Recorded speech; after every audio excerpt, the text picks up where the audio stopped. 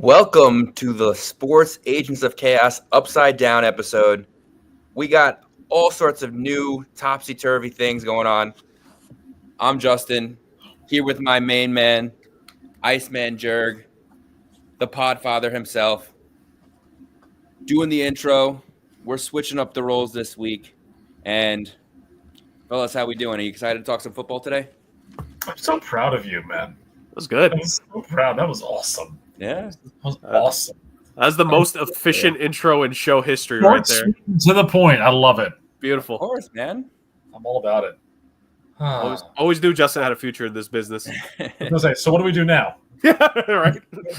Listen, now we start talking some, well, as Jurg would say, first we do the fun, then we do the football, then we do the chaos. I believe we have Podfather's dad joke of the week to start us off. There's an old story, gentlemen. 3 golf clubs walk into a bar. They sit down at the bar. The first golf club, the bartender says, "You're a wedge. So what do you want to drink?" And the wedge says, "I'll have a beer." The bartender gives the wedge a beer. The second club looks at the bartender. The bartender says, "Huh, you're a putter. What are you going to have?" The putter thinks about it and says, "Let me get a whiskey." Bartender gives him a whiskey. Bartender looks at the third club and says, "What are you doing here? What do you want?" He says, "Just a water for me. I'm the driver."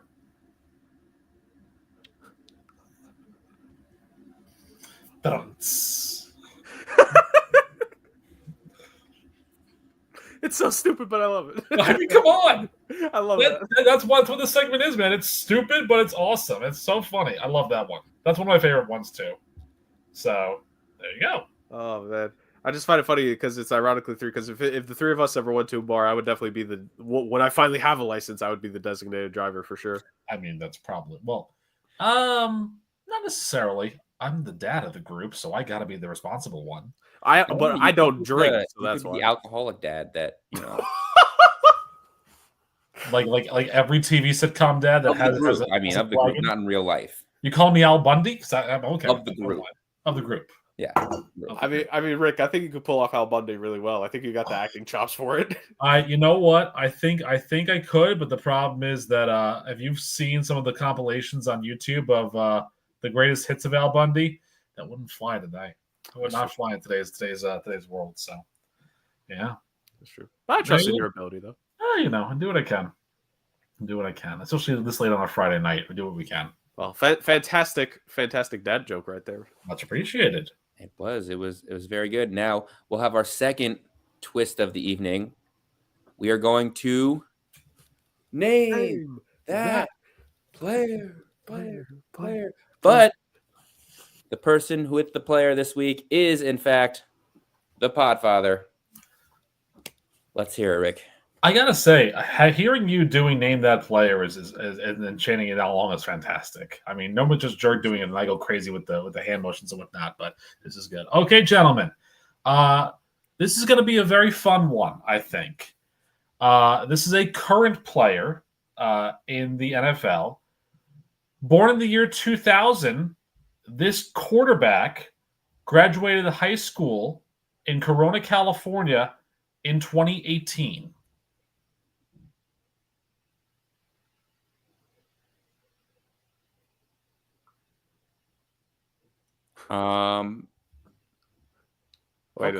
Wait a second. Hold on. There's 2 names that came to mind that are just absolutely meme-worthy for me. All right. Tanner McKee is my first guess. I think that's it. It tracks for Rick. Come on now. No, is it because Tanner McKee's a rookie this year? Last year? He was drafted. Was he not? Was he a 4-year starter? Was he a 4-year college player? I think so. He was in one of our mock drafts, for sure. He was definitely in one of our mock drafts, but because I'm thinking like a lot of these guys come out after like their 2nd or 3rd year. Yeah, but he definitely I think he was if not 4-year starter, maybe like he got redshirted and then played for 3 years. You know what I mean? Like that could have been the case. He was because where did he come out of again? Stanford, right? I think so. I remember. But Tanner McKee will be my shot in the dark. Well, so Tanner McKee, while he did graduate high school in 2018, it's not the answer to the question I'm looking for, gentlemen. Wow. Nice, very nice try, though. Justin still has his first guess of this round. I do have my first guess. I'm trying to think of a young quarterback. See, like I know a lot of the younger quarterbacks that I know of didn't go, at least the starters, they didn't go to high school in California, I don't believe. Mahomes was Texas. Burrow was Ohio. Allen was Wyoming. Lamar was in Florida. Where did Justin Herbert come from? I think Mississippi or something like that. I don't think it was.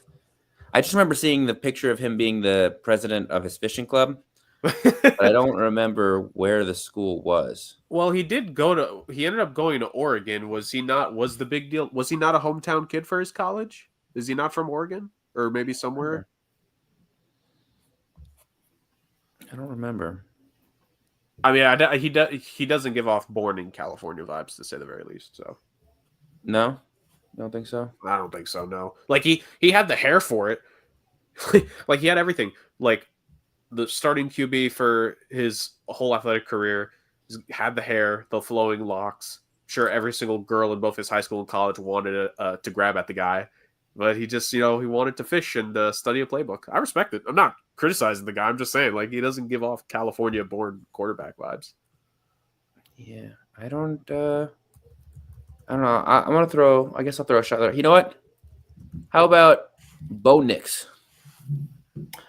It's not Bo Nix, though. I don't know where he went to college. Though. I mean, I know where he went to college. I know where the several places he went. So I do have to correct myself. I did misspeak. I wasn't Corona, California. He actually went to high school in Long Beach, California. Oh my God! See, that changes everything. Doesn't really. Come on now, Rick. It's still California. Okay. So current player, currently not on an NFL roster, but was on 3 teams. Drafted in 2022 in the 3rd round.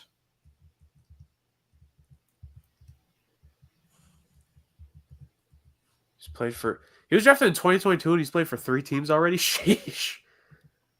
Well, that's because he not only ended his college career with an injury, but he started his NFL career with an injury. Well, it's definitely not Tua. 2022. So funny enough, the first what's it called? That was the first year we did the mock for the pod, right? Mm-hmm. It was the first year. So I'm trying to think, Justin, do you remember 2022 QBs? Like, I'm not saying for our answer, but just saying in general. That was the year after Wilson? Year after the Jets took Zach Wilson? Or was it the same year? Our first mock draft year, 2022, was the Trevon Walker, Aiden Hutchinson year. Oh, wait, was that the Pickett, Willis, those guys, right? Yes. Okay. What a quarterback class, right? Oh, Willis was taken in the 3rd round, but he is only played for 2 teams. Packers and the Titans. Yeah. And is still currently on an NFL roster, as far as I could tell. Right. Who was the 3rd quarterback in that draft? So we know Pickett. Pickett, of course, he was the only first rounder. Wilson, or not Wilson. What the hell am I thinking? Wilson. What's his name? He went to Cincinnati. Desmond Ritter. That's who I was thinking of. I'm just trying to think of. So Willis. So Malik Willis, Ritter, Pickett. There's 1 or 2 more QBs in that list. There 100% are. It could be Desmond Ritter. I think he was a 3rd round pick. He's played for 3 teams. Falcons, Raiders, and he was. Yes, yeah, you're right. And he may not be on an NFL roster anymore. That's very true. I think he was cut before the end of the year, if I'm not mistaken. I trust if you Justin. We still have 1 more round after this, so I trust you. I think it's Desmond Ritter. Desmond Ritter went to St. Xavier High School in Louisville, Kentucky. So it's not Desmond Ritter. So if it's not Ritter, it's not Willis, it's not. Who else was drafted that year? Well, the second meme I had in my head, I don't think is the right answer, but I want to get the guy's name out there just to give him a shout out for the podcast real quick. And we have one more round left. And Justin, if I don't get it here, which I don't think I will, trust me when I say I think we'll get it here in the third round because I think I have a little I got a thing to help us here. So my second guess, shout out to the mighty, the legend, Chris Oladukin, who was coming out. I remember I've definitely bugged Rick about that name multiple times ever since he came out. I'm like, come on now, just draft him 7th round, develop him, and you never know what you have. And the answer was we still don't know what we have because I don't even think he's on the roster at any point. he may have technically been on 3 training camps, but definitely doubt he's on the roster. Well, I'll tell you what you do have. Your second incorrect answer. That's Chris Oladukin. Okay. He's on the Chiefs roster, by the way, so put some respect on the name of two-time Super Bowl champion, Chris Oladukin. Now, real quick, before we get to the last of the hints here, we're headed into round 3, so we gotta bring in someone to help us. And I know this is an NFL podcast, but in this case, we're gonna bring in a closer. He's the godfather of the gridiron, but he was born first. The baseball done. The man himself, my guy Bars. Calling the closer. Yes. I actually feel confident. I think I know this one, boys. I caught the couple of hints. I think I know this one. Yes. I'm gonna digress. Let me hear the third one to really lock it in. Also, Podfather, love the haircut. Just want to say you look great, Justin. Good to see you again, bud. Iceman, how you guys doing? Yes. I actually had that done today for the show, so I appreciate that. God, crispy. So, do you need a refresher course on the hints, or are you okay, Mars? I think I'm good. I called us just in time. Good. Okay. So here's your third and final hint. This quarterback coming out of Ole Miss Locked in. has been passed up for Bryce Young, Bailey Zappi, Sam Darnold, and J.J. McCarthy already in his young career. Yet, he is the reigning, defending, undisputed United Football League champion quarterback for the Birmingham Stallions. And now I know the answer too. Bars, would you like to? I'll let Bars do it because when he's confident about it, first time ever. Matt Corral. It is Matt Corral. Yes. Correct. Now, I will say this. I did have to deviate from my plans a little bit because it was going to be Tanner McKee initially, just for the memes and the fun of it. We'd never have had that one. Well, because here's the interesting part. Wait, let me get it out. Even though Tanner McKee graduated high school in 2018, he didn't start Stanford until 2020 because he went on a 2-year Christianity mission with the Church of Latter-day Saints in Brazil, which is where, if you can believe this, Tanner McKee, white baby-faced Tanner McKee, can speak Portuguese. But I had to deviate from the plans a little bit to kind of throw Jurg off the scent. So it was Matt Corral, though. I'm sure I had to have told Bars this at some point, but Rick, it's going to be better if it comes from you. Do you want to give Bars the quick Tanner McKee lore before we move on here? So, yeah, it also works, too, because the reason why I did Matt Corral was in honor of Justin being the one who's actually hosting the show this evening, was because that was Justin's guy in the draft, and when we did our first mock. I thought he was a sleeper as well. I really thought he had some potential. I thought he was going to be Tennessee saving grace, and then, not so much. So our second ever mock draft, when we split the teams up, I had the Chiefs, and I had them picking 32. So they picked Felix Anudike-Uzomah, of course. My thought, though, was to kind of throw some wood on the fire and kind of make things crazy. What the Chiefs could really use in the first round was a backup quarterback. Hence why at 32, I said they're going to pick Tanner McKee. And what's interesting is that were it not for them not making that pick, in 2 weeks' time, if injuries befell certain quarterbacks, it might be Tanner McKee who stops the three-peat. I'm just saying. And if you had more injuries on the Chiefs side, it would be Tanner McKee versus Chris Oladukin. Me and Rick would Will be you stop with Chris Oladukin? eyes glued to the TV for that matchup. Oh my God.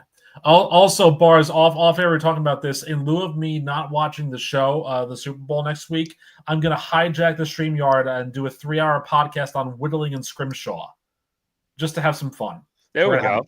We're going to have guests. We're going to have live featurettes. You know, we're going to do our own little superb owl, if you will. Push it to full 4 hours at that point, I'd say. Why go stop at 3? Well, because the daughter does have to sleep, and I don't want to be screaming while whittling and scrimshawing and doing everything else. So, I mean, she could cover the first hour. There you go. I think she could. She probably could. She'd probably throw her stuffed bear at the screen and, knock my computer off, and there goes my computer. Although this computer right here that I'm actually on is pretty cheap. It actually, cheap. It cost me about the worth of a tennis bracelet because that was the free item that I got when I spent a certain amount of money at a certain jewelry store. So there you go. Anyways, I've hijacked the show enough. We gotta reshuffle this too. Justin can't be hosting from the bottom right corner. We gotta fix this. We're gonna adjust this right now. There you go. Hey, much better. B&B at the bottom of the screen, baby. Love it. But as far as topics go, I was asleep when we were going over the show, so we can hand it back over to Jerg. Oh, and thank you for the mix up. That was quick. Yeah, that was quick. I was quite literally asleep. That's fair. Well, really quick before we move on to the meat and potatoes of the show, as my compatriot has always called it in the podcasting world, Bars, since you did not get to join us last week, I do have to ask you a quick question on the main topic of last week's program before we move on here. Bars, your reaction. Duval. No, you gotta get the eyebrow going. Duval. It was one of the most cringeworthy things because he really thought he was gonna get some claps, and it was rough. But I think the whole Jacksonville situation. What better way to represent Jacksonville than that press conference? Realistically, just the way they handled this whole process with. Keeping the GM, I forget what his name was, and then firing him after. Yeah, Bulky, thank you. And then firing him after realizing no one wants to work for us because this guy stinks at his job. And then Liam Cohen, don't get me wrong, Tampa Bay's look great, but realistically, have they looked that great? We think this guy's really going to take the reins in Jacksonville. I've learned to not really trust the press conference. If there's anything, Sirianni, Jonathan Gannon, even Joe Judge, because you thought he was a Hall of Fame coach from his press conference, and then, 3rd and 9 quarterback sneak. But regardless, I digress. So let's see what happens. I mean, me personally, I don't like the resume, but Duval. I think Eric Mangini also had a bad press conference when he first took the Jets job, if I recall. I think he had hit an odd incident there. Hey, Dan Campbell had an awful freaking. Yeah. Everyone was laughing at the bite the kneecaps, and look at him now. Turns out, they do be biting. Well, listen, and Jacksonville did make the worst hire of this coaching offseason, and then Dallas said Brian Schottenheimer. I'm still giddy about that because what were you thinking? But it literally it makes absolutely no sense. And my favorite part about it is Jerry's using the whole, he's never had head coaching experience. So see, I know how to take risk. It's like, no, you don't. You're sticking with what you know is familiar. You're just using that as a crutch. Just look across the state line to Louisiana, where your old offensive coordinator is going to coach a little bit. And then why is he talking about glory holes? Oh boy! Can't all be smiles and glory holes, Oh dear Lord!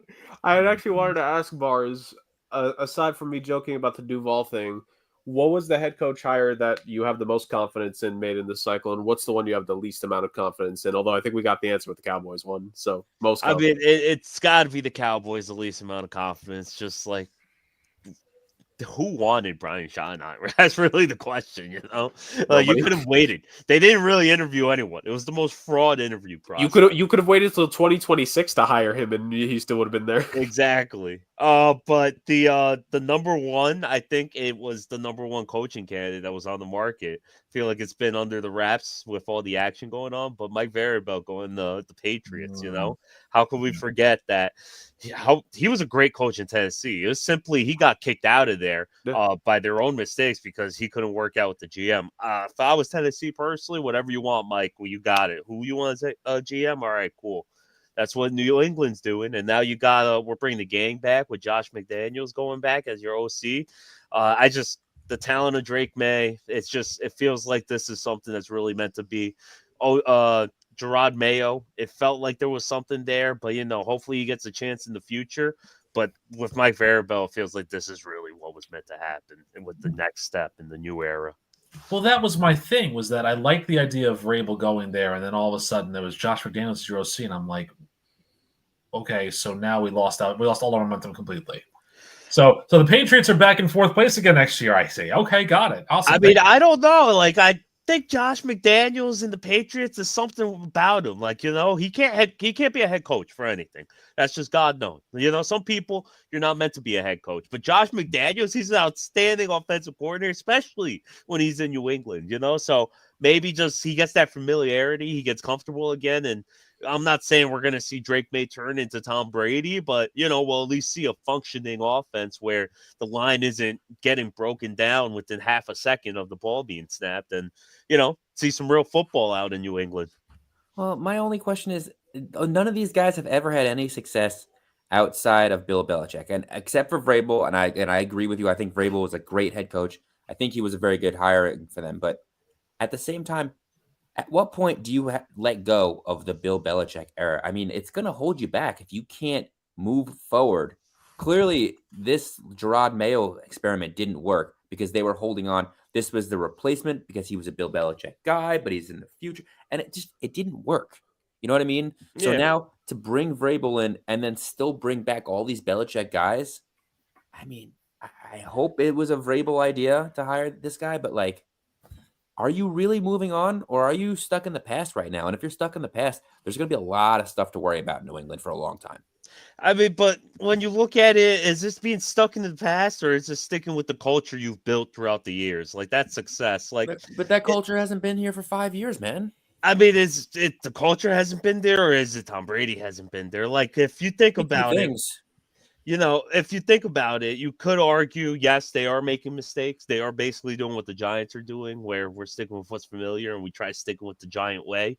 Maybe you're right. Maybe they do have to let go, but I trust in the success of Mike Vrabel so much that I think it's going to be different than the other predecessors that we've seen of, the Belichick way. Like, yes, Josh McDaniels is coming back, but I mean, Steve Spagnuolo was not that great a coordinator, and then he came back, and all of a sudden, after winning with the Giants and winning with the Chiefs, he's Hall of Fame coordinator. He's probably going to get a gold jacket, which you never hear too often about coordinator getting a gold jacket. So, I mean, will they have that much success? We got to see. They got to hit the draft, and they got to hit the free agency class. It's not going to be instantaneous, but I think we're definitely going to see better than what we saw this past year. I will say, to be fair, Mike Vrabel also was not a direct assistant under Belichick at any point. He was a player for the Patriots. Player for him. Again.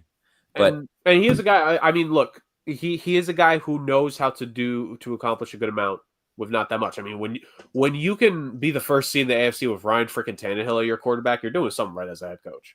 So Vrabel's not actually part of the Belichick coaching tree, right? I think technically coaching trees they include people that played under you. So he wouldn't exactly be like the most direct branch. Like, he's not one of the upper limbs. He's kind of like maybe more middle of the trunk kind of limb of the tree. Like a cousin twice removed, And what's his overall record, though, out of curiosity? I could pull that up for you here in a moment. Yeah. But it's definitely like overall, it's above 500 because they had a couple good seasons in Tennessee. Mm-hmm. Hold on, I got it for you. Is it over 563?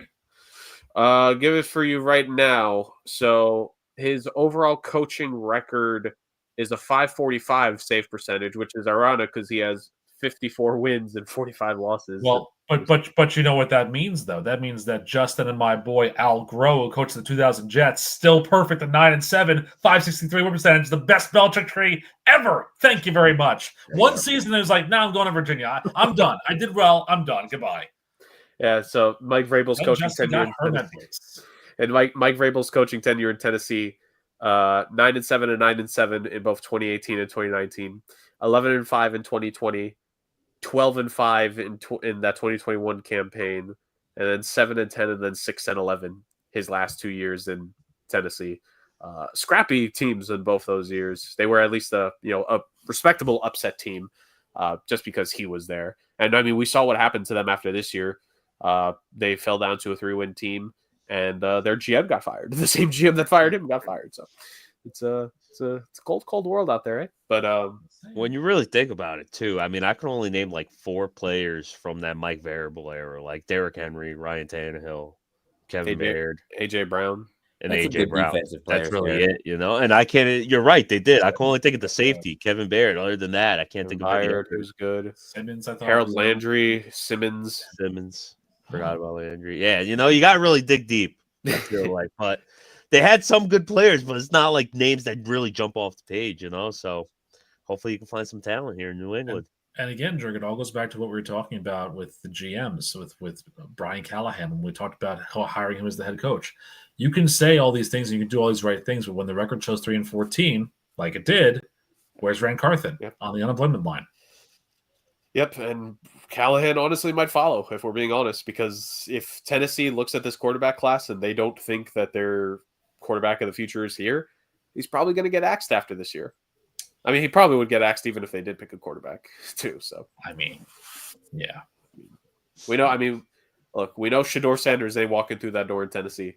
And if he somehow is, we know that Dion is walking through a year later after he leaves Colorado for an NFL job. So, because I'm called total bull that the dude would not take an NFL job at some point. It just has to be the right NFL job. Come on now. Come on. All right. Fantastic stuff, boys. We got the joke part in, and we got a little bit of serious analysis. And if you want more talk about that, go back to our episode last week where we did break down the coaching candidates that have been hired more in depth. And we will circle back to this in the offseason, just like we did last year. We talked about the candidates soon when they got hired, and we talked about them later on in the offseason. And we it was later on in the offseason that, at least for me, it changed my thoughts about Dan Quinn and the hire. I was kind of down on the hire at first, but then as we went through the offseason, I'm like, okay, you know what? No, Dan Quinn actually makes a whole lot of sense when you really start to think about it. And you know what? It made a whole lot of sense because transition in the business, ladies and gentlemen, that's what we call it. They made it to the NFC Championship game, as we all know, but they're not going further than that. Yes, the AFC and NFC title games have happened. Confirmed matchup, ladies and gentlemen. Despite the fact that we all want the meteor to hit at some point during the game, it will be the Kansas City Chiefs and Philadelphia Eagles, barring Bane coming out on the field and asking the people if they want the ball of the city. But that aside, and yes, good Bane impression, I know. We are going to move on and talk about the results of these games. And we're so close to America's Super Bowl. One game was a lot closer than the other, Rick. We're going to start on the NFC side of things, where the Washington Commanders, the Cinderella run that they had, it was some great performances, defeating the upstart Buccaneers team in the wild card round, taking down the top-seeded Lions, a 15-win team in the divisional round, making it to the conference championship games, joining a very exclusive list of teams to get to a conference title game with a rookie quarterback, but that rookie quarterback is looking pretty good for the future over there in Washington, D.C. But unfortunately for the communists, just like it happened in the 50s and 60s, the Red Scare came to an end. They lost to good old green democracy in the Philadelphia Eagles, as the term ran over them is both a literal and what's the other word I'm looking for? Literal and figuratively. Jesus Christ. It's chaos after dark. We lose the brain here sometimes. But no, in all seriousness, this was a rushing performance, to say the least. 229 rushing yards by the Philadelphia Eagles, average 6.4 yards per carry, 7 rushing touchdowns, because Will Shipley had 4 carries, 77 yards and a tutty as well. But Saquon Barkley, 118 yards, 3 tutties. First carry that he got, he took it to the house.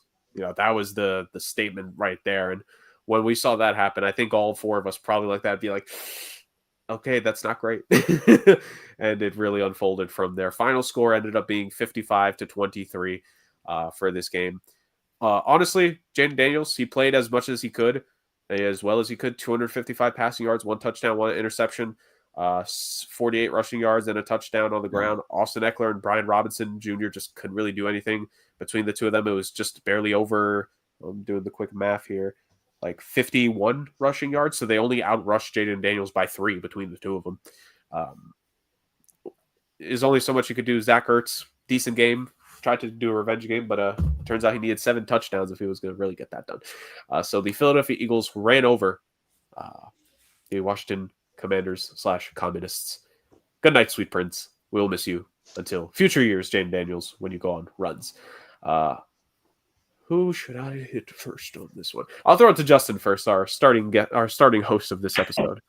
Justin, the Eagles, to say the very least, what a game. They established early and they did not let go of that lead in any way, shape, or form.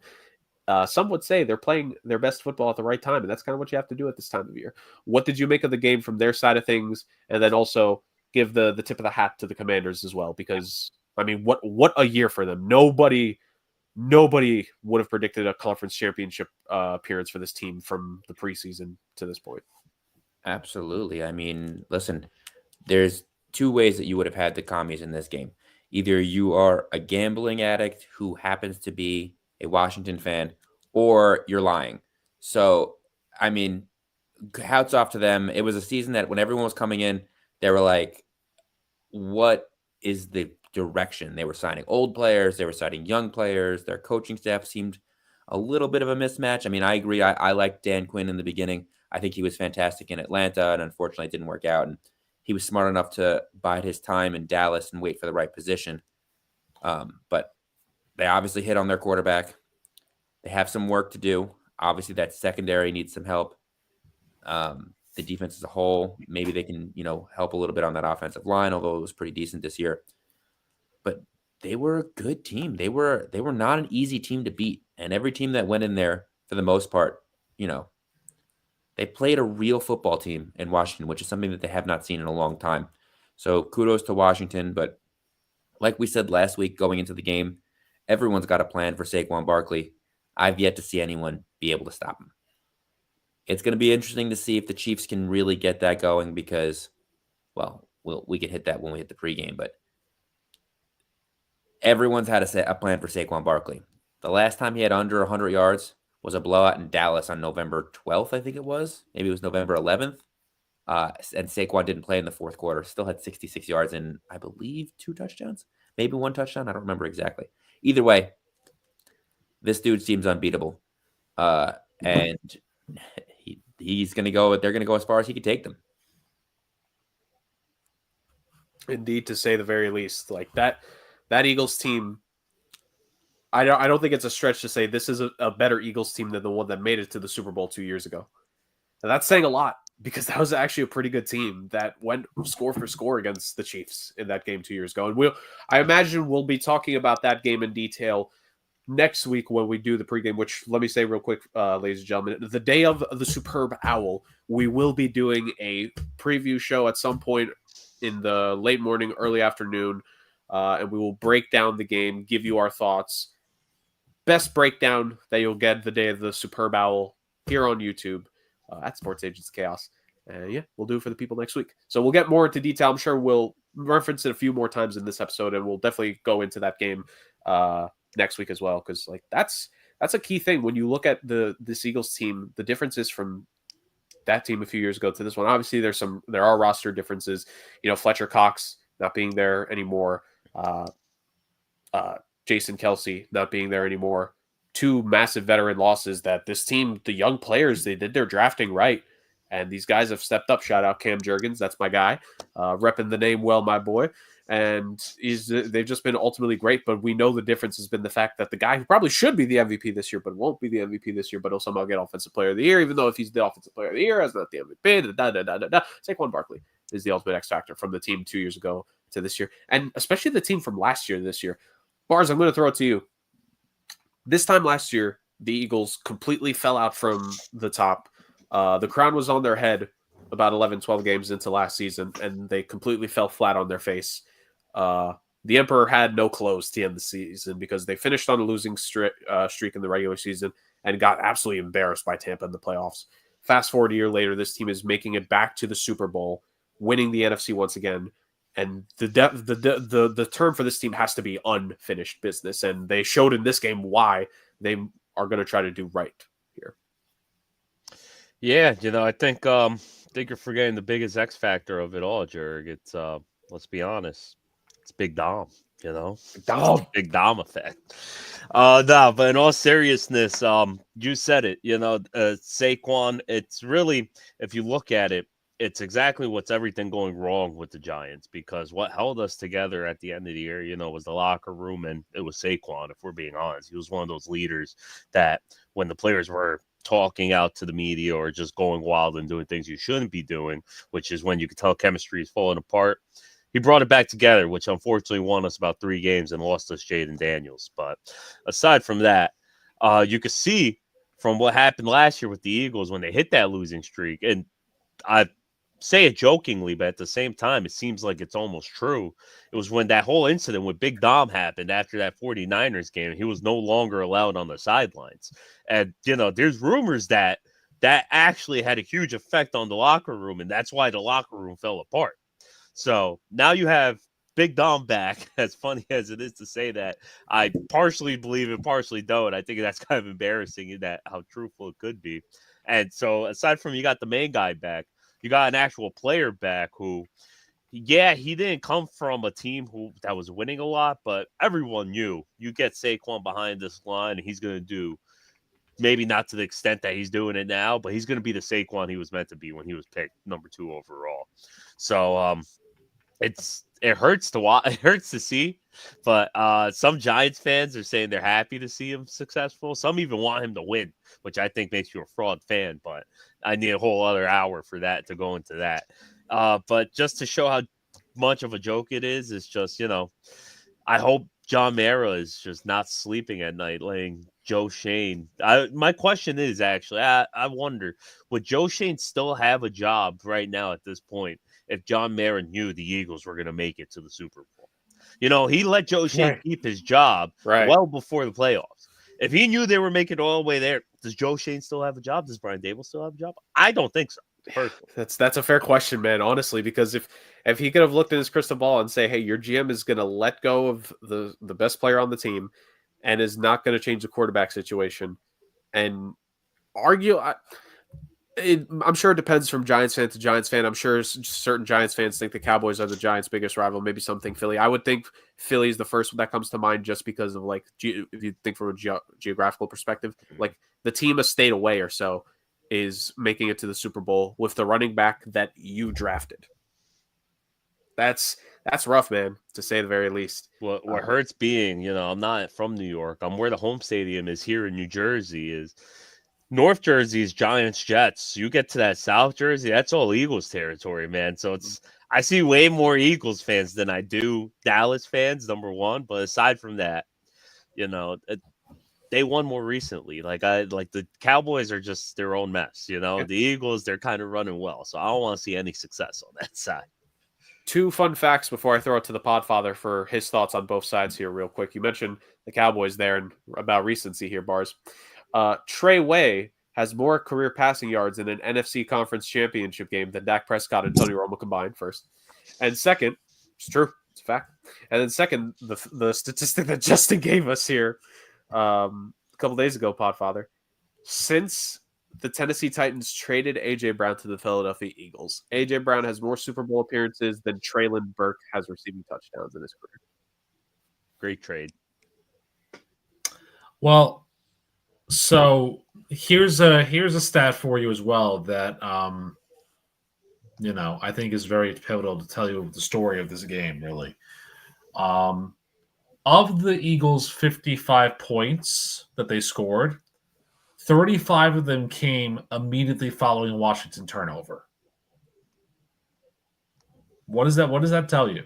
That tells you that the Eagles capitalized on the Commanders' missteps, whether it was fumbling the ball on the kickoff, having the ball punched out by Zach Bond, turnover on downs on a 4th and 11 when Daniels gets sacked, one of his rare mistakes in the contest. Looking at the statistics for Daniels, it's not the greatest conference championship game performance by a rookie quarterback. It's not. I think Roethlisberger had more touchdowns. I think more passing yards in the game.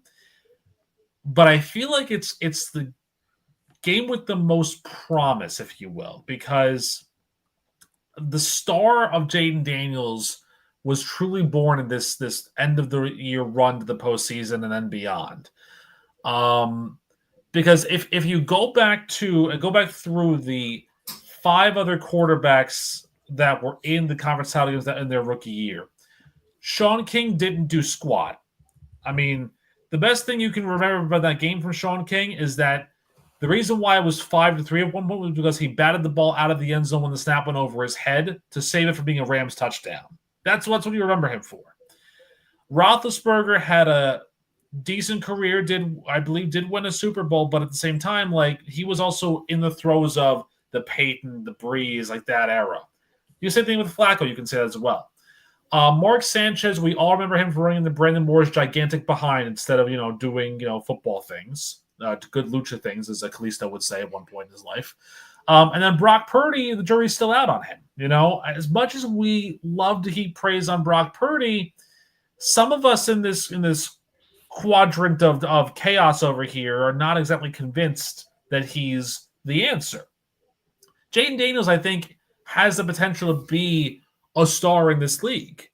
And I think once he gets better weapons around him, once he gets better players around him, because let's be honest here, it was always going to be role players for the Commanders going into it. Like, once the Eagles figured out to stop Terry McLaurin and Brian Robinson and Zach Ertz, who was left? John Bates is going to be your star tight end after that. Zacchaeus and De'Ami Brown are going to be, catching passes. Jamison Crowder is going to come off the bench in a walker and catch a pass for a touchdown or something like that because of how old he is. Like, the magic word ran out.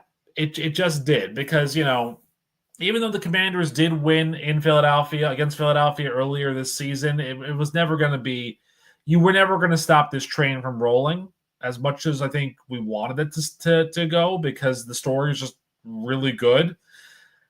But, man – The Eagles team just gave no care and no reason to what Washington wanted. Keep in mind, too, without those 35 points, it's a 23-20 game. So the Commanders did enough on their side to make the game respectable, but when they gave up their own way, the Eagles made them pay. And that's the story of how it goes.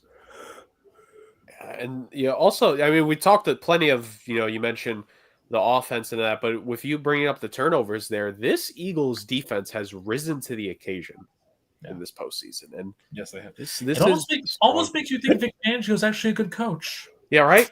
Oh, right. How about that? Just take him out from being the head coach in Denver, and maybe give him a healthy team that doesn't get destroyed by turf like it happened to the Dolphins last year, and he'll actually be able to do something with the defense. How about that?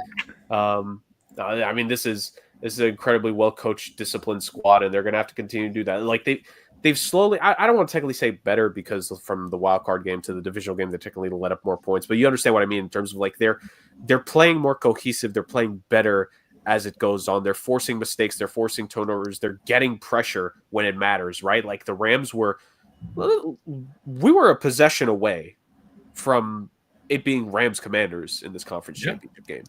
But the Eagles defense stepped up when it mattered most. They got pressure to Stafford at the perfect timing, and I think it was a game-ending interception, if I'm not mistaken. No, Stafford threw like 19 feet wide of his 19 feet. Oh, okay. Yeah. Well, there was an interception somewhere in the second half of the game, from my recollection. So it's like this Eagles defense has been stepping up when it's mattered the most. So like you have a game like this where, like you said, turnover, and it was key right there with converting. They just convert on one or two of those extra ones. Like you got it. But the fact that they convert on all of them, not making waste to anything. So I do want to give a shout out to the Eagles defense and how great they've been. And just one more shout out real quick to Saquon Barkley. Most rushing yards in a single postseason prior to reaching the Super Bowl. Second most all time by Saquon. 442 yards. That surpasses 2 Terrell Davis postseasons. And just behind John Riggins in 1982. And by the way, Riggins in 82 and then the 2 Davis ones, of course, as we know, all those won the Super Bowl. So it's very interesting. This Eagles team, are they playing their best football at the right time? Maybe. The one worry about that, though, is the team that they would be facing. Because, ladies and gentlemen, the Bills did return to the AFC Championship game after a couple years away from it. And they did have a chance to slay their demons, but they did not. Because once again, for the 5th time in 6 years, so Joe Burrow is the only active quarterback to stop the Chiefs from making it to the Super Bowl. The Kansas City Chiefs will represent the AFC. AFC continues to run through Arrowhead. And by hook or by crook, by 4th down conversion that maybe should have been called, by holding, by phantom plays, whatever, the Kansas City Chiefs in a rematch will take on the Philadelphia Eagles because the AFC Championship game finished off, boys, in it was a very close matchup there at the end, 32-29. There was a bit of a scare at first, right? The Chiefs had a 21-10 lead, and it's like, oh boy. But the Bills were able to actually score to finish off the half to make it a 5-point game. Heard it? Huh. That sounds familiar from another AFC team. Interesting. And James Cook, an amazing game from James Cook. He did all he could. He left it all on the line in this one. 85 yards on the ground and 2 rushing touchdowns, 49 receiving yards. What a game and what a pretty solid performance in the postseason overall by James Cook. I want to give him his shout out because he was great for the Buffalo Bills. He lived up to being the X factor that this team needed. It's a shame he only got 13 carries in this one. We'll talk about that in a moment. It was a fine and decent performance from Josh Allen, 237 yards and 2 tutties. Only got sacked on a handful of occasions. The Bills put up 29 points at the end of the day, boys. But 29 is very much less than 32. Now, there's a lot to unpack here because there's a lot to discuss from this game. I want to make a bold statement. Bold for me, considering my history on this show and my rivalry with Josh Allen, of course, because as we know on the Jerg's tier list of I don't like you, he's very much high up there. We know this. That being said, this loss is not on him. This loss is definitely not on Josh Allen. I've heard multiple comparisons for Josh Allen. I mean, we've all heard comparisons for him. But I think career-wise, the comparison he's getting right now, I've heard some people compare it to Aaron Rodgers. After Rodgers and the Packers won the Super Bowl, right? They made it to, 4 or 5 more NFC championship games. But every single time, there was a special teams or a defensive gaffe that cost them whenever they returned. Was it an onside kick and the last-second touchdown by Seattle against the Packers in that one NFC championship game? There was the Atlanta Falcons hanging 44 points, I think, on the Packers in that NFC championship game. Constantly being able to get back. There was the NFC championship game where the Niners won the game, where Garoppolo only had to pass the ball, 9 times? I think it was. They just absolutely ran their way through Green Bay. Like, it's one of those deals where Rodgers could get them back to the AFC Championship game. And in some of those games, he put up points, but just could not stand. Like, that defense would always falter. And it's clear that the Kansas City Chiefs are very much the kryptonite for the Buffalo Bills defense, to say the very least, in many ways. But that's just one way to look at it. Of course, I'm making the joke, but in reality, I'm not blaming Josh Allen in any way, shape, or form for this. I think there's a lot of other things you would point to way before even considering blaming Josh Allen in this one. But that being said, guys, like I said, there's different points that we can hit on, right? And so I'm opening the floor to you three. Who wants to go first? And what do you want to point out from this game of what turned the tide and what changed this from potentially being what Justin was talking about last week, the team that it felt like they had a different look in their eye from them winning to once again having to watch Kansas City walk off the field as winners? Jerk, were you in New York City in August of this year, by the way? Just out of curiosity, on August 14th? No, not on August 14th. No? You didn't happen to find yourself at the White Horse Tavern at all for any reason? I don't think so. Then you weren't the mystery man dating Shailene Woodley then. So that makes sense. Okay. Another inside joke for all the fans here, because I thought when you said you're not blaming Josh Allen, I thought you were going to blame Haley Steinfeld, and I was going to say, excuse me, let's not do that. No, I'll never be a turncoat on her. No, not at all. Look. Josh Allen made a first down.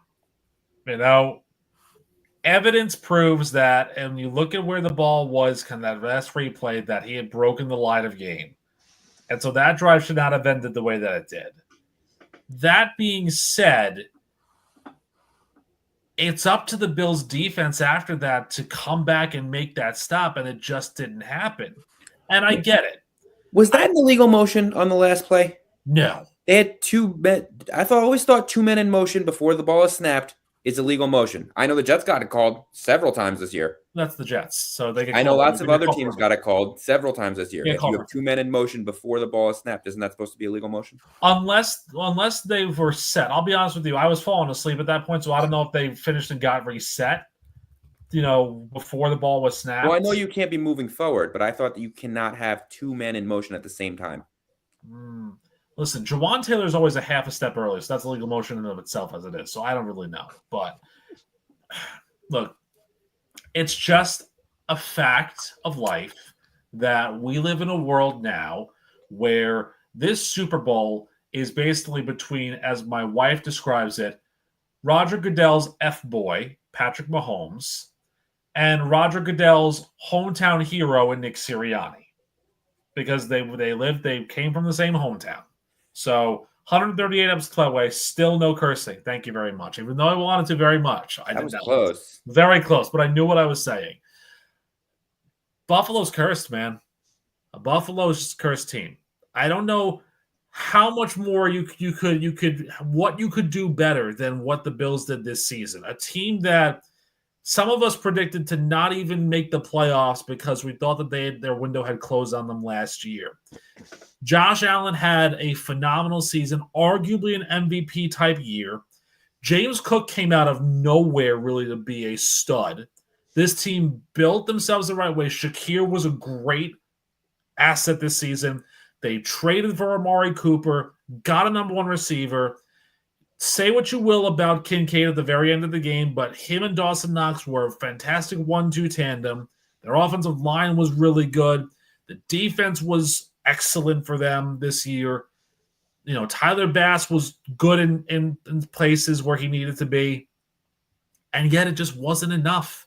At the end of the day, it did not matter. What arguably may have turned this tide, and I don't know, because again, last year proved to us that they don't have to be an Arrowhead, but this Buffalo team, if they were the 1 seed and they were hosting this conference championship game, I think things could have been a little bit different. But I don't know. And we'll never know because they didn't secure the 1 seed and because D'Amico Ryans couldn't come up with a good enough scheme to stop Patrick Mahomes in the divisional rounds. Therefore, we didn't have a Buffalo Texans conference championship game like I thought we were going to have potentially. But this is where we are, boys. It's 2018 all over again. Chiefs versus Eagles. This is where we are. With me bringing up the Aaron Rodgers comparison before, because I have a screenshot here to help state my case a little bit. Aaron Rodgers in 22 playoff games in his career, passer rating of just over 100.1, 5,894 yards, 45 touchdowns, 13 interceptions, 22 playoff games. Josh Allen in 13 career playoff games, 101.7 passer rating, 3,359 passing yards, 25 touchdowns. Has only thrown 4 interceptions in his playoff career. In fact, actually, since the embarrassing loss to the Bengals a couple postseasons ago, I think 0 interceptions ever since then. Last 2 postseasons, he has not thrown an interception. Josh Allen is playing as great football as you can. And when it comes to these games against the Kansas City Chiefs in particular, in the postseason, I want to stress that because I know people have been making the joke, me included, of the regular season versus the postseason stuff. But just strictly speaking, in the postseason, Josh Allen, 102 passer rating, 1,039 yards, 9 touchdowns, 1 interception in the 4 games against the Chiefs in his playoff career. Whereas if you look at the flip side of Mahomes versus the Bills in these games, 123.7 passer rating, Jesus Christ, 1,163 yards, 9 touchdowns in 4 games.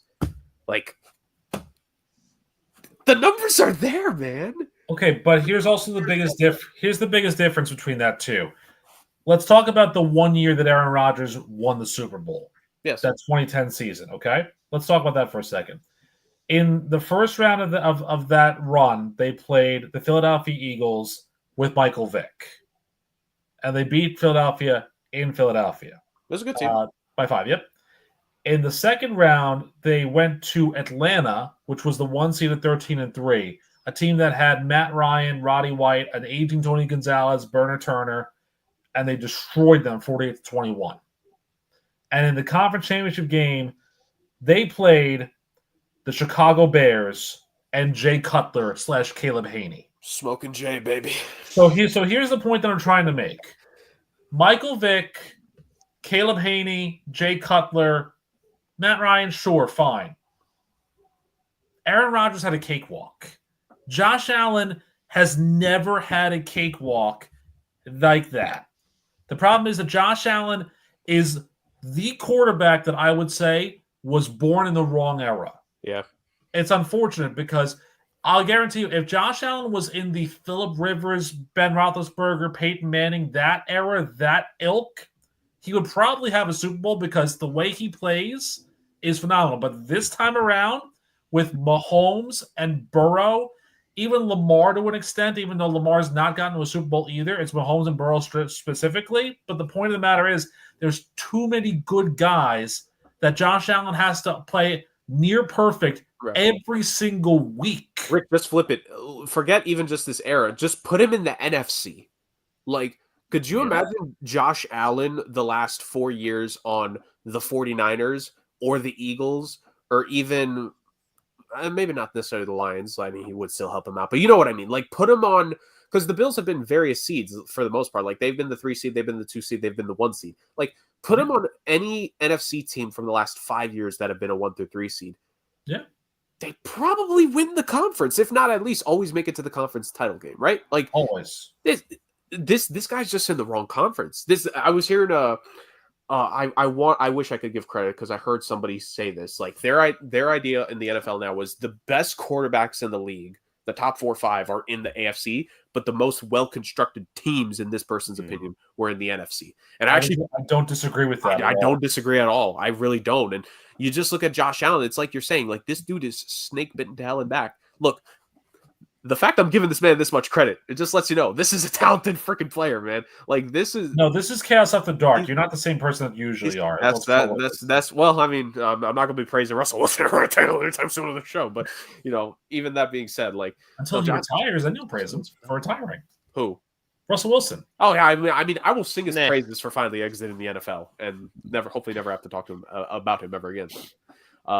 Now let's throw it over to Justin and then Bars now to give their thoughts. I mean, we talked. I know we really have put a Josh Allen heavy emphasis so much on this, guys, but let's look at some of the stuff that Rick has talked about. Justin, I know you brought it up. I will fully admit I still haven't gotten to watch the play in full. I like to apologize for that, but like, you talk about the potential formation and the skullduggery on that last play, but even before that, the Josh Allen 4th down play that, you know, Chris Jones kind of blocked it. It was the official on the far side, not the closer one, whose call they went, because the closer official looked like he was signaling a 1st down, but the far side official was the one that was signaling for it to be maintained like it wasn't converted. Now, why is it in sports we tend to go with the far side official consistently? But that aside, there was that play. I know we were talking about the Dalton Kincaid, like, obviously we're the first one we think of as the last play, but was there not a play earlier in the game on a 3rd down that was this close by Kincaid and they still marked it short? There was the first half play by, I'm fairly certain it was the Chiefs, where they were ruled, like, the crazy catch that they made, that it looked like the ball hit the ground before they even secured it, but it was ruled in possession for Kansas City.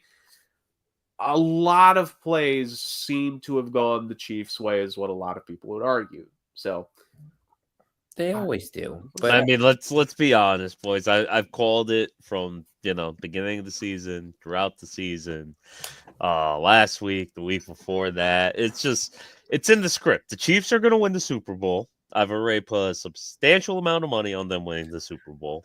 I was so confident on that's wedding Chiefs cake winning. Money on that Super Bowl, by the way. That's wedding cake money there. I was so confident that the Chiefs were gonna win. I literally when it was the Bills 22, Chiefs 21.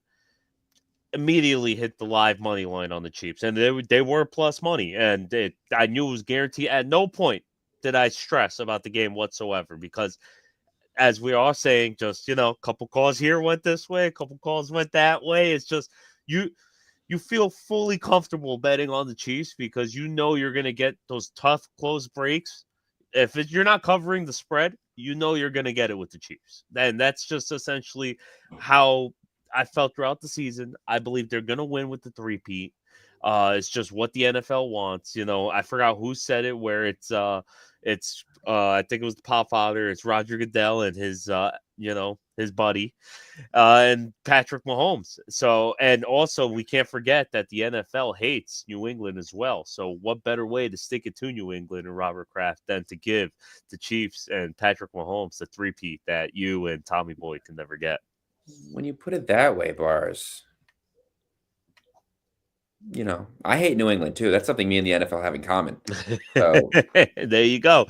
Maybe you start rooting for the Chiefs this week. That's I didn't it. think about them taking something away like that. That's an interesting concept. It's a fair reminder. This is like the Chiefs are in. This is forget NFL. This is all-time pantheon of sports territory they're in. They could become the first team in the Super Bowl era to three-peat. And I'm fairly certain they're the only repeat champions in the Super Bowl era to get back to the Super Bowl for the third time. I think every other team that has repeated, they could never get to the third Super Bowl after the three-peat. You know what I mean? Like, there were some close cases in the past. Even the Patriots in their 2010s run, right? They had to win the Super Bowl against the Falcons, lose the Super Bowl to the Eagles, and they won the Super Bowl against the Rams. So they did make it to 3 straight, to be fair. But like, this is we're talking about a team that could do something that's literally never been done. We're talking about a quarterback that could do something that hasn't been done clearly. Like, this is different, man. This is special. And I know the reason why I'm bringing everything up, I'm not trying to detract in any way. I try not to do that on the show. I try not to detract from accomplishments and what teams are doing, unless it's Russell Wilson, Ryan Tannehill, and it's fair game, ladies and gentlemen, and primetime Kirk Cousins as well. But aside from those teams and players and various things, I try to give credit where credit is due. I just bring it up to be fair, to point to like, hey, this is where the discourse is. This is the topics of conversation. But I mean, Justin, I know you were talking about it last week with your reasoning behind picking the Bills, and that there was a look in their eye, right? And I think it was a fair point. This stat by Tommy Beer that I got, and Trey Wingo gave even more context to this to make it even more mind-boggling. But this is it.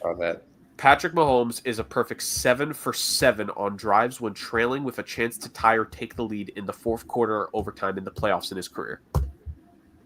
7 for 7. I think it's now 8 for 8. Maybe climbing. I don't have the date of the tweet here, so I assumed it was 7 for 7 after, but it could very much be 8 It for was 8. beforehand. Perfection. I saw it before the game. The man is perfection. Yeah. Look, obviously you want to make comments on the refs. I don't know what the Chiefs have done to affect the kicking game this year, but Dark obviously magic. the kicking game this. is a ridiculous, black magic ritual that they seem to perform in the offseason, and it's worked for them. But look, you want to be in position that these things don't matter. And the Bills, just from the get-go, did not look like they were playing their game. Just right from the get-go, they seemed out of sorts. Josh Allen had a couple of overthrows. There was a couple of things that I think he had a couple of clear interceptions that were just flat out dropped by the Chiefs. Like, there were things that you don't expect a team to do in the AFC Championship game, especially a team that's been there before. They didn't look like the same Bills team that they were all season. Even in that Ravens game, they did not look like the same team. So right from there, I kind of had a feeling that my prediction was going to go off right from the first quarter. And now it's something that's worrisome, I think, for Josh Allen and the Bills. Because now is it a stigma? Now it's happened, 4 times that they've been knocked off by the Chiefs in their own stadium, 3 times in Arrowhead. What do you have to do to beat this team? This was the best Bills teams that I think we've seen. Really. I mean, this was... Which says a lot. Yeah, it wasn't the best defense, Defense stinks. but it was This was arguably the arguably best the best. offense. Yeah, the most well-rounded in And terms the of most like. Yeah. agreed, and the most well-rounded, well-coached, because their offensive coaching had been lackluster, I think, up until this point. But this was the best Bills team I think we've seen at this point in the season, at this point in my lifetime, probably. And it just still wasn't enough. And I mean, we could take the referees and we could say, maybe they deserve different chances, and it was blatant. It does seem more blatant than ever before. I can't sit here and say I didn't think that the Patriots got these calls when Tom Brady was the quarterback, but I mean, obviously, it's a whole new game, especially with the advent of the internet and Twitter and all that nonsense. But like, they just weren't the better team. Like we have to admit, they did not look like the better team. They looked like they had potential if they maybe would have connected on some major plays, but there was plays that just like it didn't seem like it made sense. Spags seemed to have the perfect defense called for them a lot of the time. That fourth down when he had to hike the like throw the ball up, and they were hoping that what's his name came down with it, and it looked like he had a chance to catch it. Would have been an all-time great play. Yeah. But it wasn't there, and it was just it was the perfect play call for that situation. They love cornerback blitzes. They waited for that moment and had it in their bag, and the Bills weren't ready for it. You know what I mean? Like they were outcoached, they were outplayed, man. And again, it's not that I don't think the Bills were the better football team overall. I kind of do. Chiefs definitely have the better defense, but they were just outplayed. They were not the best team that day, and the Chiefs deserved to win that game, regardless of what you think about the refs. Yeah. I didn't see it for Buffalo right from the get-go. Right. Like Justin said, I think the only way you could get past the Chiefs and the calls going their way, because it's just always going to happen, is just by completely blowing them out, essentially. Not blowing them out, but keeping the score well above where it should be. It has to be 2 scores minimum. You need to keep up with them on every. You cannot waste. There is no such thing as a possession you can let go when you face the Kansas City Chiefs. I think it's been very much proven over the last half decade plus. If you waste a single possession against this team, they will beat you, even in a high scoring game that you think that you could have beaten them in, aka the Super Bowl a couple of years ago, right? Like there's definitely, that was not just a one possession game in terms of what the final score was between the Chiefs and the Eagles a few years ago. There was the definition. I'm trying to remember which possession it was that the Eagles, I don't know if it ended in a turnover or they just weren't able to get into like range for any extra scoring. It was early in the game, but it made the difference later on. There is no such thing as a wasted as any possession you can take off, because a first quarter possession that you don't take seriously against the Chiefs could make the difference between you losing the game. This is legitimately a team where every single moment of every single quarter, you need to make it count. Bars, can I lobby a prop bet your way for next week? Sure, but the last 2 you gave me haven't hit. No. I'm not saying bet on it. I'm saying, what do you think about this as a prop bet potential? The Eagles line up for a tush push and get called for an illegal formation or an illegal motion because it's the Chiefs. The one thing that can stop that move is an illegal formation or an illegal motion, a random penalty that has not been called all year, but will be called because it's the Chiefs. I like it. I don't know what the odds on that should be. They should be good odds, but I like it because I'm taking the over on if it's on 1, I'm taking the over, because you're 100% correct. Like, if there's any way you're going to help them in that situation, it's by backing them up 5 yards, Like, you're 1,000% correct on that. Like, I won't be shocked at all. And when it happens, I'm going to point there and say, there you go. Pop Father does it again. Even so, like a 4th and 1, like a random, like false start. Because, again, Jawan Taylor can move a half step and it's not called a false start. But Cam Jurgens will sneeze and they'll say false start. Yep. So, or he won't move at all and they'll still call it because he blinked call it for the Chiefs. Can we just point out the comedy of the fact that in the NFC title game, the Commanders kept over jumping for the tush push, where the refs basically say, if you keep doing this, we will give them a touchdown. So quit it. It's going to go the other way for the Chiefs in this one. Be like, if you sack Patrick Mahomes, we will give them the ball at the 1 yard line. That's the meme that's been going on with the AI and everything. Yeah, everything's going to be roughing the passer. Everything. Everything. Jalen Hurts is going to get massacred on his shield, and Patrick Mahomes will get lightly touched, and he'll get far from the passer.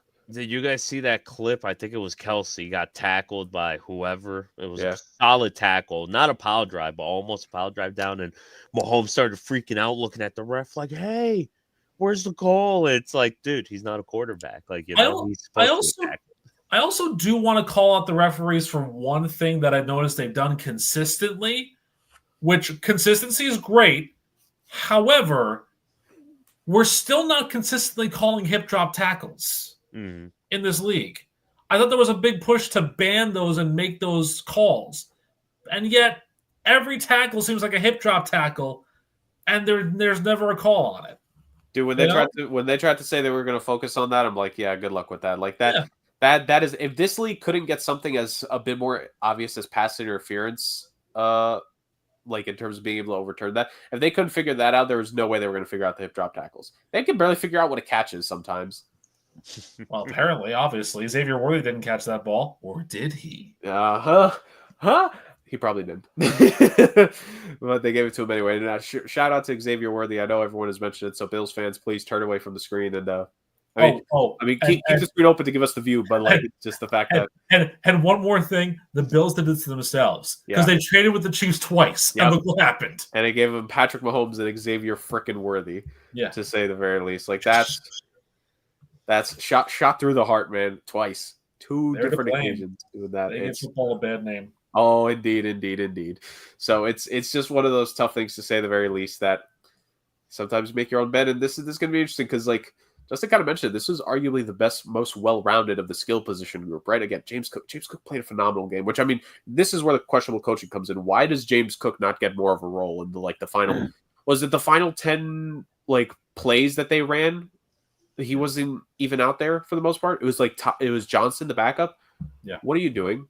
What is this John Harbaugh? Who did Sean McDermott go to John Harbaugh to the Prometheus school of take out the thing that's helping you the most at late? No, he went to the subsidiary, the Joel Embiid School of Load Management. Yeah, well, he probably went to that one too. But what are you doing in terms of your best player? Which John Harbaugh is not having your best player involved in the 2-2-point conversions.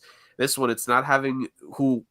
Look, I know I said Josh Allen played a good game. I do want to give him credit, but James Cook was the MVP of this little playoff run here. Like, he was phenomenal in these playoffs for the Bills. And the fact that he doesn't get any proper touches, you can't sell me on the whole, well, if they're down by a certain amount, if you run, you're bleeding. Come on, man. It's your best player. Set up passing plays. I read the stats before. Cook was great through the air too. And the little, why do you just not give your best players the football? I don't understand that sometimes. Just this is who is being paid. This is who, James Cook isn't paid yet. He's going to get paid here soon enough. I think in another year or two, if I'm not mistaken. But he's the best player on the field at that moment. I understand Josh Allen. I know I spent plenty of time praising him. But James Cook was the best player in this playoff run. Get him the football. And they were subbing him out. I'm sorry. I know there's tiredness, but you got to push through that. You got to be the opposite of Anthony Richardson. You got to, and I'm sure if it was up to James Cook, he would have wanted to stay in that game.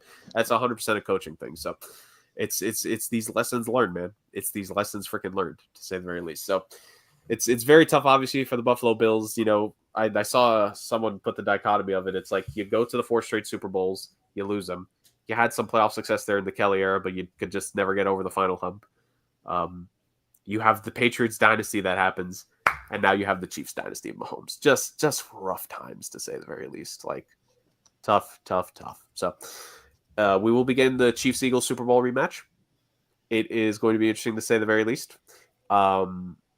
Like I said earlier in the program, and I will repeat it. I will repeat it right now, ladies and gentlemen. Next week, we will be doing a show the day of the Superb Owl itself. We'll give our preview there. We'll really get. I know we've listed given some hints here and there with discussing these games, of course, but we're going to give the full breakdown of what these teams have been doing well. What are they going to have to do in the game to end up walking away with the Lombardi? We're going to give our firm official SAOC predictions for this game next week. it's going to be a fun time. So it's going to be fun times all around here on the Sports Agents of Chaos podcast on the next episode, where we give a full Superb Owl breakdown.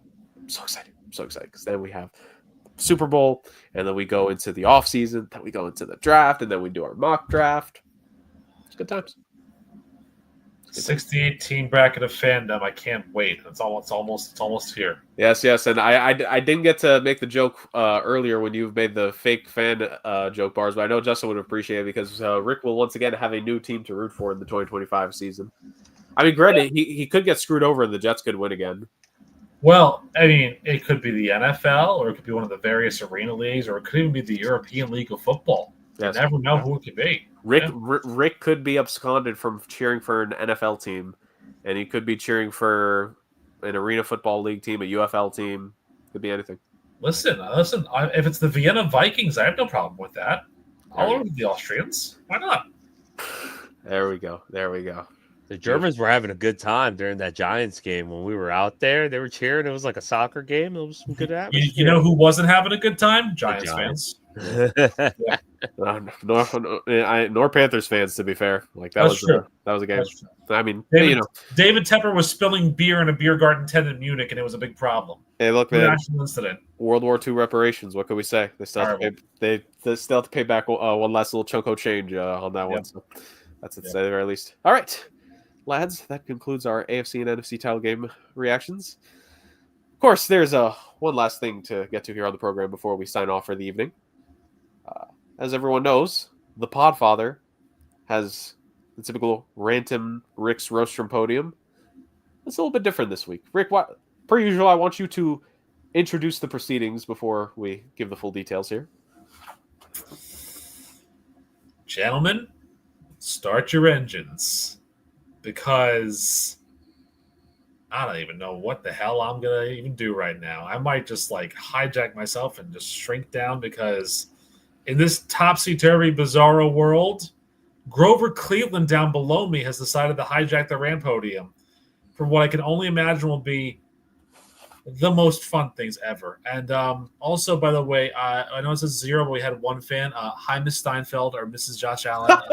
Nice to see you join our podcast. Yes. How do you know that wasn't anyone else? How do you know Shailene Woodley has not begun watching the episode after bridges have been mended on this program, just like you mended bridges with Wales? Listen, I'm trying to get you to see that she's available, but apparently you weren't the guy who went out with her in August at the White Horse Tavern. So it's not you. I was not in New York. I was not in New York in August at that time. I was in New York a couple weeks later. The article said it was a mystery man, and if anybody here is a mystery, it's you, Jurg. So I figured that would make sense. That's to say the very least. Anyways, ladies and gentlemen, yes, I'm hijacking the Rant podium, hijacking in particular on the ticker, because we know Sean McDermott is a fan of hijacking. So this, as we know, will be Sean McDermott's favorite. This will be Sean McDermott's favorite Rant podium of hashtag SAOC history. All right, this is perfect since I'm an F1 fan. All right, Rant podium topic number 1, Xfinity. Look. We got a long relationship right there. And notice, ladies and gentlemen, how there have been no issues because I'm running on Spectrum Internet while I'm down here visiting the family in NYC, not Xfinity. Look, Xfinity, had to use you for a couple years now, right, since I left my hometown of NYC. And we've had a decent relationship at times. We've also had some tough relationships at times. Never forget the first ever mock draft in the history of this program where I was off 3 times because the goddamn Wi-Fi. Yes, that was the case early in the program. We had a lot of Wi-Fi connection issues. We evened it out, though. Last season, I don't think there was a single issue. Actually, no, there was one time when the cable got unplugged by accident. That was a cleaning incident. Justin was there for that one. He knows. But aside from that, everything was fine. The tech was fine. And then a couple weeks ago, it starts to act up. And look. If you're going to make me pay $30 extra, $38, right? 30 extra, that's a lot of guacamole. If you're going to make me pay $30 extra for the internet, at least give me internet that doesn't screw up when I'm doing one of the few things in life that give me joy, which is talking on this podcast with my compatriots of chaos over here and having a good time and breaking down football. This is top football expert analysis on this program, despite the fact that we sometimes do Harry Potter quizzes and Pokemon tier lists and whatever else we know. Just wait. When it's just me and Bars running the show one day, it's going to be a full baseball podcast, even though this is a football show. So that's what's going to happen.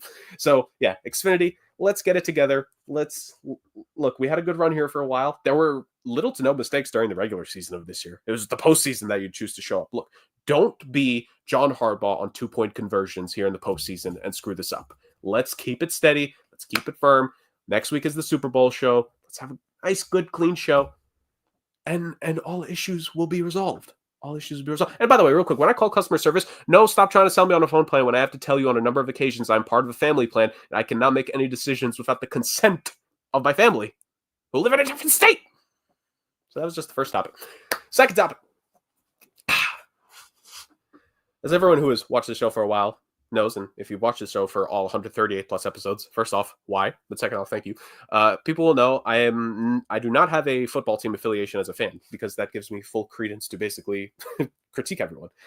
I am a Chicago Blackhawk fan for hockey. I have Connor Bedard at least. I am a McLaren Formula One team fan. Constructors Champions, baby. I'm also a Miami Heat fan. Team that has gone to 2 NBA finals over the last, 5-6 years. And a team that's clearly not going to be going to any more NBA finals anytime soon because of the whole debacle that is going on right now. Let me just keep it short, simple, and to the point because I've already kind of given my opinion on this thing. Look, Jimmy Butler did his time. He did the best he could in Miami. 2 NBA finals. Cool. The time to trade him would have been the second the buzzer after Game 5 in 2023 sounded. That was the time to trade him if you wanted something back. I speak to the Miami Heat organization. Just get rid of him. It'll be better for everybody involved. It'll be better for Tyler Hero. It'll be better for Bam. It'll be better for Spo. It'll be literally better for everyone in that freaking arena if you just trade Jimmy at this point. You can mend the fences later on. You had to mend them with Wade and Bosch. You're going to mend them with LeBron when you eventually retire his jersey number because we know that's going to happen. Gogie's going to get his jersey retired. Jimmy Butler's going to get his jersey retired. Look, I know people could try. No, Jimmy Butler is going to get his jersey retired in Miami, as he should, because he is the main reason that this team has been any kind of relevant over the last 5 to 6 years post the Dwayne Wade era. That being said, on the other side, Jimmy Butler, grow up. You signed a contract. You have an agreement. Don't care if you want to be there anymore. You have a written agreement to get paid. You must do your tasks. And for a guy that's always prided himself on being such a hard worker, you're really not working that hard this season in particular. I'm not going to say anything about previous seasons because there's been a lot of behind-the-scenes stuff, which the Miami Heat have actually done an amazing job keeping behind the scenes. Jimmy Butler's dealt with a lot of personal things in his life over the last couple of years. The Miami Heat have done a phenomenal job to cover that for him and not give it to the media. So the organization has helped you out that much. How about you be a professional? Should have just made it clear you want to get out of there, sit the games without all this drama. It would have been way more palatable. It would have been way much better. But no, that's not been the case. Just end it now. Just finish this. This is like a marriage that should have divorced 15 years ago, and yet they just stuck it through and somehow had 2 more kids in the time of this because shout out baby goat Tyler Hero making his first career All-Star game. Woo! No idea how he made it. I have no idea how he made it. And now the number one topic for this podium. And of course, it's only right that it's Formula One with me doing it. I'm a new Formula One fan. I firmly admit that. I've only been a fan of the sport for a couple of years now. But in my time of being a fan, I have done my best to learn the history of the sport as of now. If there's one funny thing I have learned about the history of the sport is that the FIA is complete garbage, to say the very least, and the stupid rules that they end up making. This is the simplest way I could describe this, boys. A new recent regulation from the FIA, not about the cars itself, but about conduct for the drivers has come out, where the simplest way I could describe this to you is that if the drivers are cursing over radio and in team press conferences, and it happens on a number of occasions, they can be fined on multiple occasions, and they can even be deducted championship points. The championship could be decided because the guys who are, majority of them speaking in their second language, by the way, not an easy thing to do, speaking in their second language, might curse on accident because they're being high performance level athletes who are in one of the most stressful sports, and they have to deal with it. So I have an equivalence for that, actually, to make it a lot easier for the people. What, Podfather? I have an equivalence as well, actually, now that you mentioned it, but I'm going to let you say it, because I thought it was a good one, too. So imagine next season that once again, it's Justin and me, and actually not even that. Let's say it's a 3-man tie going into week 15 of next NFL season. And let's say before we make our week 15 picks, the Jets did something to get Justin boiling again. and he goes off on another tirade just like he did. What kind of history is that? That's never happened. Hold on. That's never happened every year. Shocky scorekeeping, yes. So let's say the Jets get Justin so riled up next season that before we make our Week 15 picks, he re-breaks the record that he already owns for the most curses in an episode in podcast history. How many is that? What's the number for that? If we adopted on our program, if we adopted the FIA rules, not only would we have to punish Justin for the new stretch of curses, we could hold the curses from last year against him, even though he did it before the rule was made. Oh, yes. Damn. Yes. I have to look at how many times he's cursed then. That's a lot of So it is up to a 2-year period where if these guys have cursed in the past in any FIA regulated press conferences, et cetera, it could be held against them. It is the most ridiculous thing I've ever seen. So the equivalency of if Justin were to do it, he re-breaks the record. If we hold it, that against him and what he did the season before, we could have in our right, Rick, between the two of us, and we'd probably bring in a neutral third-party arbitrator, which would be Bars, of course. We would have to potentially make a decision of deducting points away from Justin in the pick challenge. Imagine Justin being robbed of the pick challenge, not because a tie didn't happen, not because he gets unlucky in week 18, but because we get to take points away from him just because he said a couple bad words. That's basically the rules that in a more professional, well, I would actually argue the FIA is more professional than us. I think we actually have a higher standard for competition and quality than them. But that's basically what they're doing. They now have the right to potentially take championship points away from the drivers. It is ridiculous. Technicalities. I didn't write that. I know. have no control here. It's Rick, clearly. So it is one of these things where just ultimately this is a terrible decision by an organization that is just so completely out of touch. The current president of the FIA, who's up for re-election in the next year or so, needs to be completely ousted because this is absolutely ridiculous. I want to see how the association, the Grand Prix Drivers Association, shout out to the GDPA, is going to figure out a response to this and how they're going to do this. Look, I've already said it. In my opinion, I think Formula One is big enough to where if they put the infrastructure in place, they could just break away from the FIA. To me, Formula One does not need the FIA anymore. This is not the 70s or the 80s or the 90s. This is the 2020s. Formula One is big. We know it's big on Netflix. We know it's successful, the social media presence and all that. If they really wanted to, I'm convinced they could break away from the FIA. They don't need them. They really don't need them, in my opinion. Now, I'm sure the veteran fans are probably going to come into the comments and respond to why I'm wrong. Please do so. We could use the traction in the comments, ladies and gentlemen. Make sure you like, comment, subscribe to the YouTube. This one in particular. But yeah, that's basically, there's my equivalency to this one. The FIA could rob Max Verstappen of a 5th straight championship, and we could rob Justin from cursing if we ever wanted to adopt those rules. So it's absolutely ridiculous that they're not going to fully allow it to be strictly on the track. It's absolutely stupid. These guys are some of the best athletes in the world. They're the 19 best drivers in the world, plus Lance Stroll, and they need to be allowed to have these emotions because at the end of the day, these are cars moving very, very fast. And yeah, if these guys are unhappy about something, they might curse because, by the way, once again, this is second language for a lot of these guys. Let's not forget that. So ultimately, the Lance Stroll hate. Logan Sargent deserves more than he ever does. He's not on the grid anymore. Yeah, there you go. They gotta stay up there, Rick. Come on. So ultimately, that's the case. Ridiculous ruling by the FIA, ridiculous organization itself. If we're gonna have something to laugh and make jokes about with this sport, let it be the drivers, because the drivers themselves can be legitimately funny when they give us the opportunity. So there's that. So, ladies and gentlemen, that was my podium. Very good, Jerk. We're all appreciated. But I think for us, there's only one way we can really truly end this show, because this has been a bizarro world where Justin hosted, I had to name that player, and you ranted. Bars, take us home and outro the show. Oh, man, I was not ready for this. You guys did not prep me whatsoever. I didn't know it was coming either. Well, guys, thank you once again. Thank you for listening this week. Remember, comment, like, subscribe. We're here for the chaos. Make sure to tune in for that superb Owl episode where these guys are going to break it down. Possibly I'm here back. Tune in and find out. Other than that, boys, we'll see you next time. Hope you all have a great weekend.